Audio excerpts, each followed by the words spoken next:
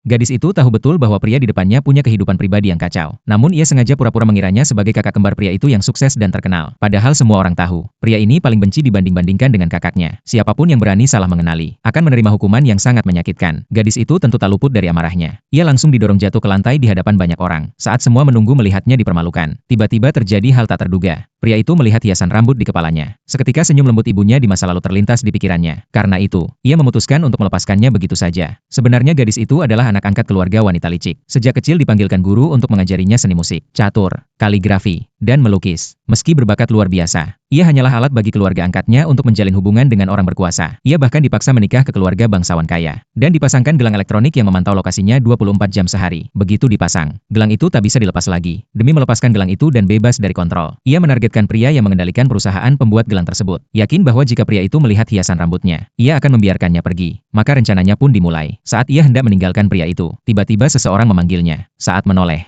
ia melihat kakak kembar pria itu. Ia pun pura-pura terkilir, lalu jatuh ke dalam pelukannya. Memanggil namanya dengan tepat. Melihat gadis itu bisa membedakan mereka, sang kakak kembar merasa terkejut sekaligus tertarik padanya. Di sebuah pesta kelas atas berikutnya, gadis itu tampil memukau. Semua mata tertuju padanya. Wanita licik itu terbakar cemburu. Di depan umum ia mendorong gadis itu jatuh, berniat mempermalukannya agar ia mundur. Tak disangka gadis itu justru dengan kata-kata manis berhasil mendapatkan simpati semua tamu. Pria itu langsung menggendongnya keluar dari pesta. Namun begitu masuk mobil, gadis itu kembali pura-pura salah mengenali dirinya. Kali ini pria itu sudah tahu maksudnya. Tak disangka gadis itu mengaku terus terang, bahkan meminta bantuannya untuk mendapatkan undangan lelang. Pria itu hanya tertawa dingin, karena ini pertama kalinya ada orang yang berani memerintahnya. Namun gadis itu yakin ia akan membantu. Dan benar saja, tak lama kemudian undangan lelang itu sampai ke tangannya. Wanita licik yang tahu hal itu, bersumpah akan mempermalukannya di acara lelang. Namun begitu gadis itu muncul, ia kembali mencuri perhatian semua orang, bahkan membuat dua bersaudara itu berebut perhatiannya. Ia pun dengan santai mengatakan bahwa ia sudah menjadi pendamping kakak kembar, membuat sang adik marah besar. Wanita licik itu semakin kesal. Untuk membalas dendam, ia diam-diam memasukkan obat ke dalam minuman gadis itu. Gadis yang tak curiga hanya meneguk sedikit, namun langsung sadar ada yang tidak beres. Ia pun beralasan sakit dan pergi dari ruangan. Melihat itu,